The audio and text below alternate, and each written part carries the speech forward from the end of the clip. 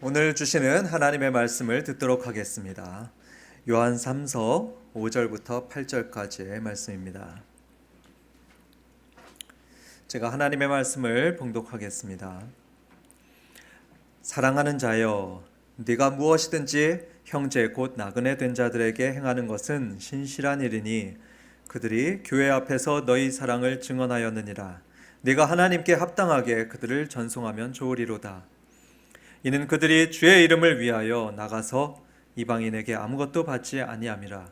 그러므로 우리가 이 같은 자들을 영접하는 것이 마땅하니 이는 우리로 진리를 위하여 함께 일하는 자가 되게 하려 함이라. 아멘. 오늘은 함께 예수님을 소개합시다 라는 제목으로 오늘 말씀을 전하도록 하겠습니다. 이 제목에 나온 것처럼 오늘은 소개에 대한 이야기로 먼저 시작하려고 합니다. 저는 여러분 놀라지 마십시오. 17번을 소개팅을 했습니다. 17번 중 지금 아내를 몇 번째 만났을까요? 17번째 그렇게 만났습니다. 그만큼 저는 연애를 참 못했습니다. 예전에 결혼 전에 보니까 인기 있는 남자들은 멋을 잘 내더라고요. 그리고 근육질도 있었고 춤도 잘 추고 아주 유머스러웠습니다. 그런데 거기에 비하면 저는 멋낼 줄도 몰랐습니다. 그리고 근육질은커녕 삐쩍 말랐고요. 그리고 춤도 못 췄습니다. 특히 치명적인 것은 하나도 안 웃겼다는 겁니다. 맨날 심각한 말만 했습니다. 제가 이화여고 교생을 했었는데요. 아직도 기억에 남는 충격적인 말이 있습니다. 한 학생이 말했습니다. 쌤, 이제부터 한마디도 하지 마세요. 말만 안 하면 좀 괜찮을 것 같아요. 저는 20대 때 참 외롭고 슬펐습니다. 미팅을 16번을 실패했어요. 참 많이 채였습니다. 그러면서 저는 속으로 이런 생각이 들었습니다. 나는 안 돼. 나는 평생 결혼하지 못할 거야. 이런 저를 한 장로님이 그렇게 불쌍하게 보셨습니다. 그래서 장로님은 저에게 늘 이런 말씀하셨죠. 우리 김전도사 좋은 사람 만나서 결혼해야 될 텐데. 그래서 장로님은 서울 영동교회 한 여전도사님에게 저를 좀 소개시켜 달라고 많이 부탁을 하셨습니다. 몇 번을 부탁했다고 하시더라고요. 그런데 아마 그 여전도사님은 부탁을 잘 안 들어줬던 것 같습니다. 몇 번을 부탁하고 또 부탁하던 끝에 그 전도사님이 마지못해서 본인이 섬기고 있던 주일학교의 교사를 저에게 소개시켜줬죠. 어느 날 전도사님에게 전화가 왔습니다. 김 전도사, 너무 기대는 하지 말고 그냥 한 번만 만나봐. 그래서 저도 별 기대를 하지 않고 나갔습니다. 늘 안 됐는데 이번에도 또 되겠어? 이런 생각을 가지고, 그렇지만 그 생각을 가지고 건대 입구로 갔습니다. 양복 바지를 여기 배꼽 위까지 이렇게 치켜 올려 있고요. 또 장미꽃 하나를 들고서 갔는데 어떻게 되었을까요? 한 번만 만나보자 하면서 갔었는데 2번 만나고 3번 만나고 그러다가 결혼까지 하게 되었죠. 결혼 이후에 저는 참 행복했습니다. 물론 가끔 다투기도 했었죠. 하지만 혼자였던 때에 비하면 천국 생활을 하고 있다고 생각합니다. 심하게 말하면 저의 인생은 저희 아내를 만나기 전과 후로 나눌 수도 있겠습니다. 그래서 저는 소개팅을 주선해 주셨던 전도사님에게 너무 감사합니다. 지금도 가끔 생각합니다. 만약에 이 전도사님이 그때 아내를 소개시켜 주지 않았다면 지금의 이 행복한 가정을 누리고 있을 수 있었을까 생각합니다. 그래서 저는 싱글들을 보면, 그리고 또 나이가 많이 있는 형제 자매들을 보면요, 소개해 주고 싶습니다. 그래서 여러 차례 소개팅을 주선해 주기도 했었습니다. 그런데 한 건도 성사시키지 못했습니다. 여러분도 소개팅이나 맞선을 주선해 주셨습니까? 요즘에 결혼 못한 청년들이 참 많이 있는데요. 여러분들 많이 소개팅 주선해 주시고 또 맺어주시면 좋겠습니다. 왜 이 밥 먹고 나서 졸린 시간에 소개팅 얘기를 하느냐? 그것은 오늘의 주제인 전도하고 관련이 되기 때문입니다. 전도하면 어떤 생각이 드십니까? 좀 부담스럽죠? 어렵다는 생각이 드시죠? 그렇게 부담될 땐 여러분 기억해 주시기 바랍니다. 전도는 소개입니다. 전도는 뭐라고요? 네, 소개입니다. 누구를 소개하는 것일까요? 그렇습니다. 예수님입니다. 전도하면 한자로 전할 전자, 길도자 해서 길을 전하는 것이죠. 그런데 예수님께서는 요한복음 14장 6절에서 이렇게 말씀하셨습니다. 내가 곧 길이요 진리요 생명이니. 그렇기 때문에 전도는 예수님을 전하는 것입니다. 다시 말해서 예수님을 소개하는 것이 전도라고 할 수 있습니다. 예수님을 모르는 사람에게 예수님을 소개해 주는 것이 전도입니다. 외롭고 힘든 사람들에게 사랑이 많으신 예수님을 소개를 해드리는 것, 그것이 전도입니다. 어떻습니까? 전도가 조금 쉽게 여겨지십니까? 네, 예수님을 소개하는 것이 전도다, 이것을 생각하시길 바랍니다. 오늘 성경 보면은 그렇게 예수님을 소개하고 다녔던 사람들이 나옵니다. 5절에 보면 형제 곧 나그네 된 자들이라고 설명되어 있는데 이 사람들은 순회 전도자들을 의미합니다. 이 지역에서 저 지역으로 전도하며 다녔던 사람들입니다. 방금 전도는 뭐라고 했죠? 그렇습니다. 소개라고 했죠. 그러면 이 사람들은 누구를 소개하고 다녔을까요? 7절에 보시면 이는 그들이 주의 이름을 위하여 나갔다 설명되어 있죠. 주의 이름, 즉 예수님의 이름을 위해서 나갔던 사람들이었습니다. 이들은 고향을 떠나서 또 사랑하는 가족과 집을 떠나서 수만 리를 다녔던 사람입니다. 여러분 오해하지 마십시오. 이들은 우리가 꿈꾸는 그런 낭만적인 여행을 다녔던 사람들이 아닙니다. 삶에 여유가 있어서 구경 다녔던 사람들이 아닙니다. 이 전도자들은 헐벗었습니다. 또 굶주렸습니다. 때로는 강도를 만나서 맞고 다쳤습니다. 그러면서도 여러 지역을 순회하며 다녔던 사람들이었습니다. 왜 그랬을까요? 왜 그렇게 고생을 감수하며 여행을 다녔을까요? 성경에서 말씀합니다. 주의 이름을 위하여 나섰다.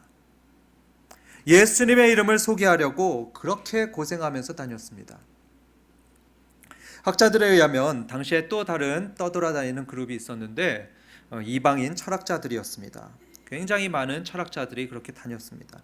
그들은 뭘 했느냐 하면 아프로디테라든지 아폴론 이런 이방 신들을 전하고 다녔던 사람들이었습니다. 그렇게 신들에 대해서 얘기하면서 그 신을 알고 있는 자신의 지식을 과시해 보였고요. 또 청중들에게 그걸 듣는 청중들에게 돈을 달라고 하기도 했습니다. 이런 시대 속에서 본문에 나오는 순회 전도자들은 예수님을 소개하고 다녔습니다. 그런데 이들은 다른 이방 철학자들과 모습이 전혀 달랐습니다. 이들은 사람들에게 돈을 달라고 하지 않았습니다. 이들은 자기의 지식을 자랑하지도 않았고요. 오직 예수님의 이름만 자랑했습니다. 그 당시에 역시 순회 전도를 다녔던 사도 바울이라는 사람이 있었는데요. 이 사람의 고백을 한번 보도록 하겠습니다. 갈라디아서 6장 14절 우리 함께 읽어볼까요? 나에게는 우리 주 예수 그리스도의 십자가 외에 아무것도 자랑할 것 없다. 네, 이게 사도 바울의 고백입니다. 그리고 순회 전도자들의 고백이었죠. 이들은 오직 예수님만 전해주고 예수님만 자랑하려고 애썼습니다. 성경에 또 이런 일이 있습니다. 베드로하고 요한이 예루살렘 성전에 가는 일이 있었습니다. 그런데 그 성전 앞에는 항상 나면서부터 앉은뱅이였던 사람이 구걸을 하고 있었죠. 베드로와 요한은 이 사람을 보면서 이렇게 선포했습니다.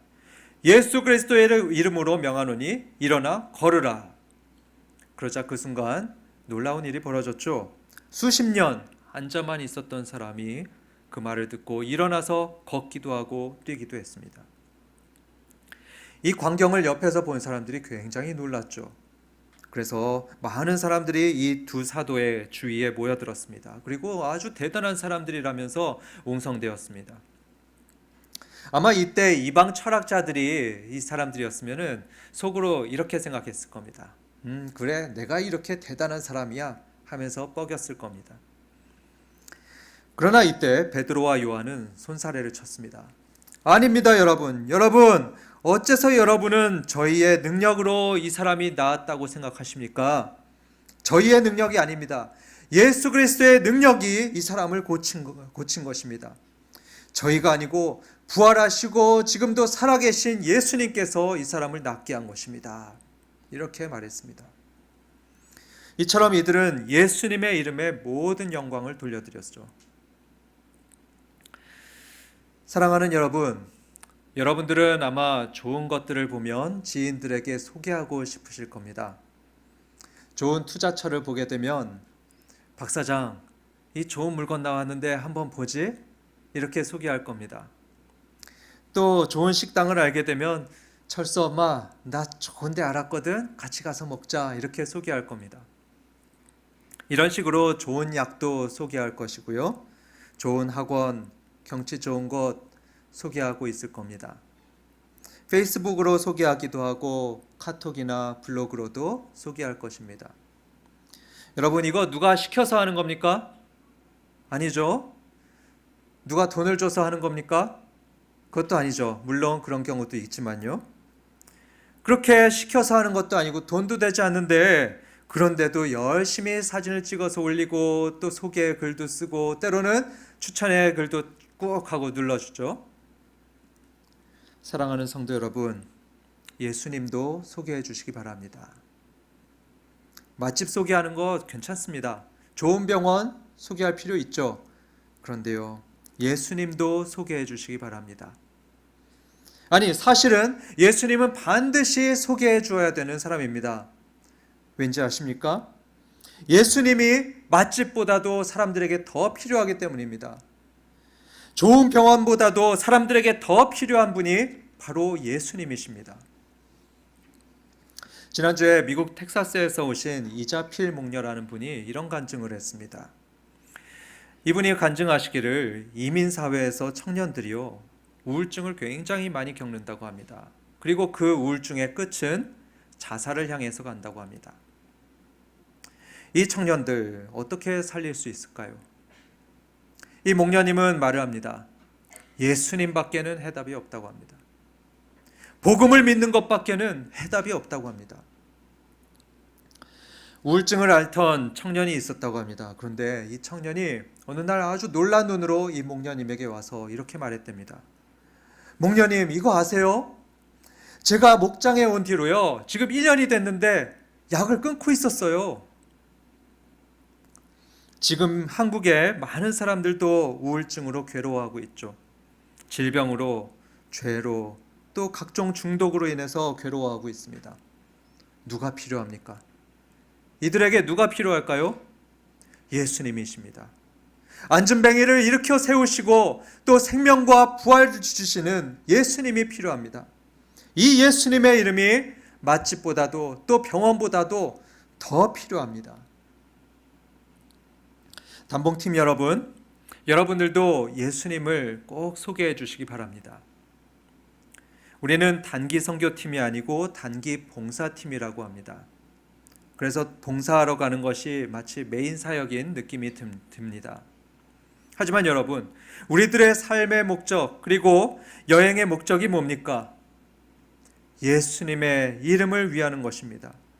그래서 봉사를 가서도 예수님 이름을 모르는 사람들에게 예수님을 소개해 주어야 합니다. 요즘 기독교가 너무 욕먹고 있는 시대죠. 너무 욕을 많이 먹어서 많은 크리스천들이 예수님의 이름을 말하길 꺼려합니다. 부끄러워합니다. 대신 선행을 가지고 선한 행동을 가지고 전도하려고 합니다. 제 아내도 인도에서 선교할 때 그랬습니다. 이웃에 꾸시라는 젊은 인도 세댁이 있었는데요. 이 친구가 저희 아내를 참 좋아했었습니다. 아마 제 아내가 인도 사람 닮아서 그랬던 것 같아요. 그래서 아내는 이 새댁을 전도하려고 애썼습니다. 한국 음식을 좋아하기 때문에 한국 음식도 많이 대접해 주었고요. 또 생일이 되면 선물을 주기도 하고 옷도 주고 그렇게 많은 친절과 사랑을 베풀어 주었습니다. 그런데 제가 옆에서 가만 보니까요. 이 새댁이 힌두교도인데 예수님에 대해서 아내가 한 번도 얘기를 안 합니다. 2년 동안 교제를 하는데 한 번도 예수님 믿어봐라 얘기하는 걸 제가 못 봤어요. 저는 굉장히 답답했습니다. 아니 여보, 언제까지 그렇게 선물만 줄 거야? 언제까지 예수님 얘기도 안 하고 있을 거야? 그러면 아내는 맨날 얘기했습니다. 가만히 있어 봐요 여보. 내가 언젠가 얘기할 거라니까. 결국엔 제가 얘기했습니다. 구씨, 너 예수님 들어봤어? 못 들어봤대요. 그래? 나 예수님 믿는데 너도 예수님 믿어봐라. 참 좋다. 여러분, 오늘 말씀에 순회 전도자들이 주님의 이름을 위해서 나갔다고 말하고 있습니다. 우리도 주의 이름을 위해서 사는 사람들입니다. 그렇기 때문에 우리는 주님의 이름을 사람들에게 말해 주어야 합니다. 로마서 10장 14절에서는 이렇게 말합니다. 듣지도 못한 이를 어찌 믿으리오. 그렇습니다. 우리가 예수님 이름을 말해 주어야지 그들이 믿을 수가 있습니다. 우리가 말해 주지 않으면 그들은 결코 예수님을 믿을 수가 없습니다. 물론 선행을 베푸는 거 좋습니다.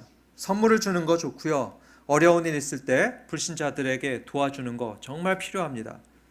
그런데 선행만 하고 예수님 이름을 말하지 않으면 그들은 예수님을 알 수가 없습니다. 나만 착한 사람으로 알려집니다. 내 이름만 칭찬받을 뿐입니다. 여러분, 아마 아실 겁니다. 불교인들도 착한 사람 많고요. 무슬림들도 착한 사람들 많이 있습니다. 특히 인도에서 무슬림들은요, 굉장히 정직하고 믿을 만한 사람으로 평가받고 있습니다. 그래서 저도 인도에서 무슬림들을 만나면 의심하지 않고 거래했었습니다. 정직하니까요. 그런데 만약에 우리가 인도에 가서 예수님을 말하지 않고 선한 행동만 한다면 사람들은 어떻게 생각할까요? 아, 착한 무슬림인가 보다. 이렇게 생각할 겁니다. 여러분, 그건 아니지 않습니까? 예수님을 소개해 줘야 됩니다. 단봉팀 여러분, 예수님을 꼭 소개해 주시기 바랍니다. 그 일을 하라고 하나님께서 여러분을 파송하시는 겁니다. 그 일을 하라고 우리 샘물교회가 여러분들을 파송하는 것입니다. 17년 전에 그 여전도사님이 저에게 아내를 소개시켜 줄 때요, 그렇게 잘 되게 해주려고 많은 애를 쓴 것은 아니었습니다. 아니, 가만히 생각해 보니까 그 소개팅 참 건성으로 해줬던 것 같아요. 왜 그러냐면 이 전도사님이 그 소개팅을 해줄 때 했던 것은 오직 전화 딱 한 통뿐이었습니다. 그렇게 전화로 소개해 줄 때도요, 진짜 괜찮은 자매니까 한번 만나서 잘해봐 이렇게 말하지 않았습니다. 김 전도사, 사실은 좀 덩치가 있어. 제 아내가 지금 살 많이 빠진 겁니다. 근데 한 번만 만나봐. 만나서 아니면 그냥 만나지 말고. 그리고서 소개팅 자리에 나오지도 않았습니다. 전화 한 통, 그게 소개팅의 다였죠. 그런데 거기에 주님의 예비하심이 있었습니다. 이후에 저의 인생이 바뀌었고요. 이렇게 행복한 가정을 꾸릴 수 있게 되었습니다.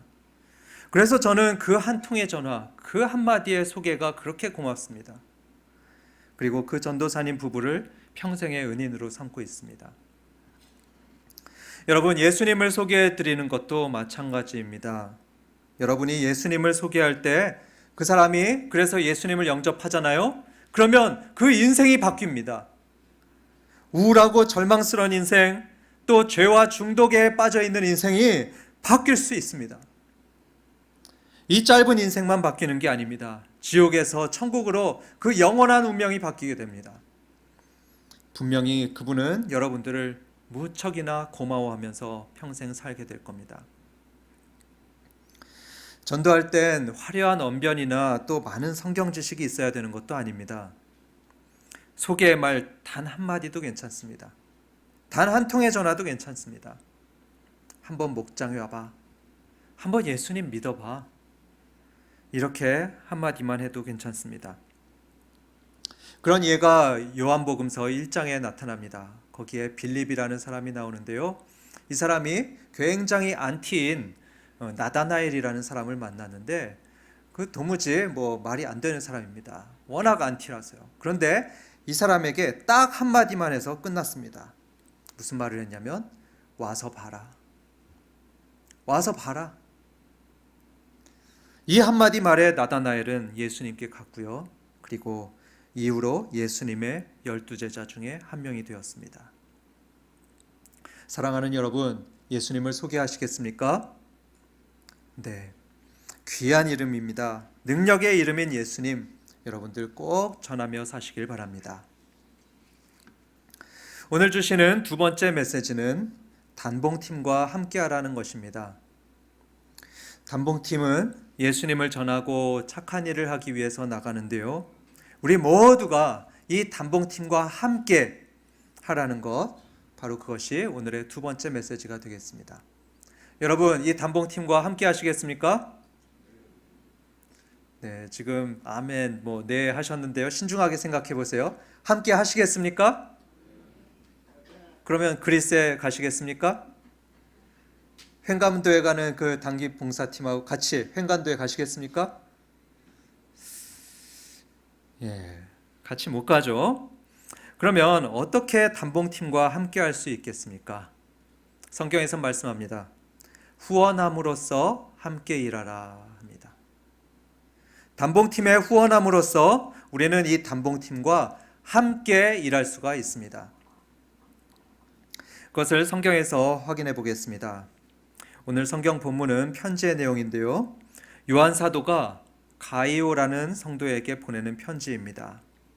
이제 이 성경 구절에 대해서 제가 쭉 설명을 할 텐데요. 밥 먹고 좀 졸릴 수가 있습니다. 정신 똑바로 차려주시고 잘 들어주시기 바랍니다. 자, 같이 읽어볼 텐데 오늘은 세번역 성경으로 같이 읽어보겠습니다. 5절입니다. 함께 읽을까요? 사랑하는 이여, 그대가 신도들을, 더욱이 낯선 신도들을 섬기는 일은 무엇이나 충성스럽게 하고 있습니다. 네, 여기서 사랑하는 이 하면 수신자인 가이오를 말합니다. 요한은 이 가이오를 무척 칭찬하고 있습니다. 왜 칭찬할까요? 낯선 신도들이 왔는데 그들을 충성스럽게 섬겼기 때문이다 합니다. 이 낯선 신도들은 아까 말씀드렸던 순회 전도자들이었습니다. 가이오는 이 사람들을 환대하고 섬기는데 굉장히 충성스러웠습니다. 가이오가 그렇게 전도자들을 환대해 주니까 이 전도자들의 마음이 어땠을까요? 굉장히 고마워했겠죠.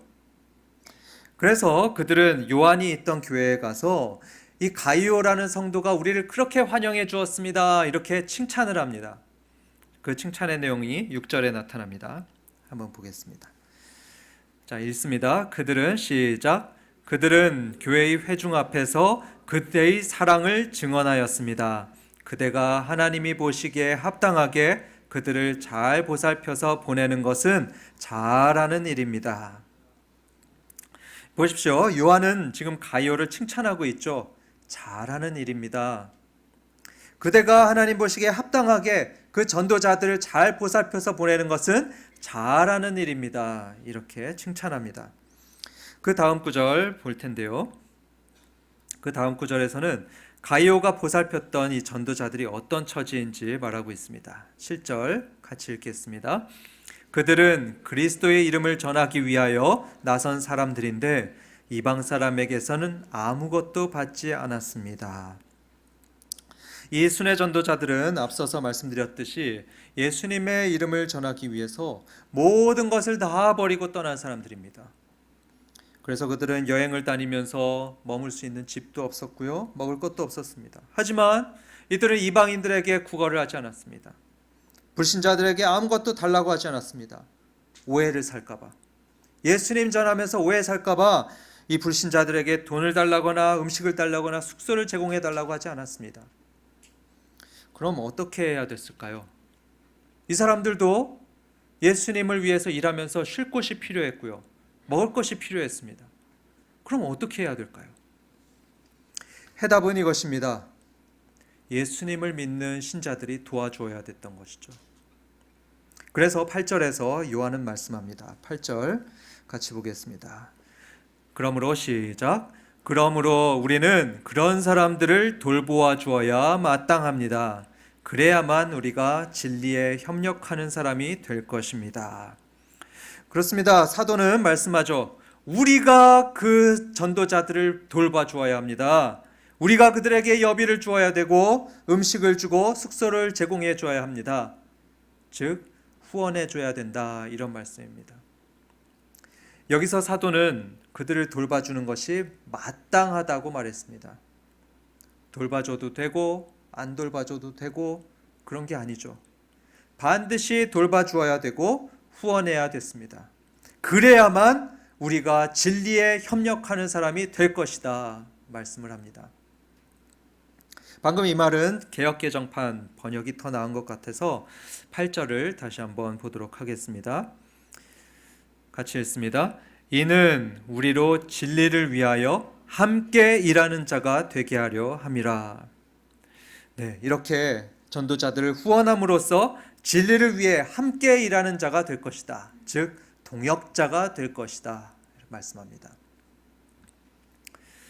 사도 요한 당시에는 예수님을 믿는 사람들이 굉장히 드물었습니다.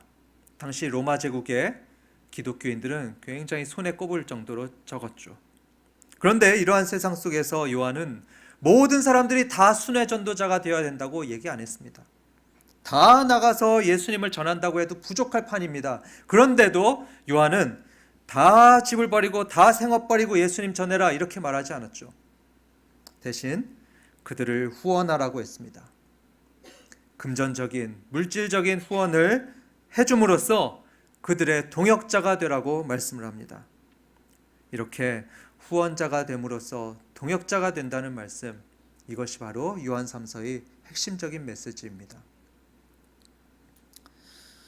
우리는 지금 9개 단봉팀을 국내외 9지역에 파송하는 현장에 있습니다. 물론 우리도 가고 싶죠. 우리도 예수님을 소개하는 현장에 가고 싶습니다. 하지만 우리 모두가 다 이들과 함께 갈 수가 없습니다. 다 떠날 수는 없습니다. 그런데 오늘 성경은 말씀합니다. 우리가 다 이 단봉팀의 동역자는 될 수 있다고 말씀합니다. 어떻게 그렇게 할 수 있을까요? 후원함으로써 될 수가 있습니다. 후원함으로써 우리도 예수님을 소개하는 일에 동역자가 될 수가 있습니다. 사실 저는 이 후원 메시지를 준비하면서 마음속에 굉장히 부담스러웠습니다. 피하고 싶었습니다. 하지만 오늘 이 설교를 준비하면서 전에 가졌던 이 부담감이 많이 사라지는 것을 느꼈습니다. 왜 그럴까요? 여러분이 이 말씀에 순종해서 후원하게 되면요, 여러분은 이 단봉팀의 동역자가 되는 것입니다.